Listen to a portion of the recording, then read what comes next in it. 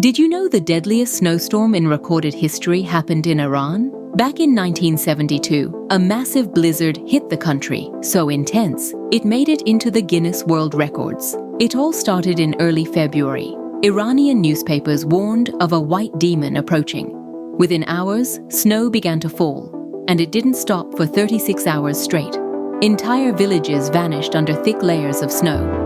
Over 200 towns were buried completely, and more than 4,000 people lost their lives. Some were frozen while sitting inside their own homes. By the time it ended, over 1.6 million square kilometers were devastated. Roads gone, communication cut off, rescue nearly impossible. The storm paralyzed the entire nation until late February. No one was ready for a disaster of this scale.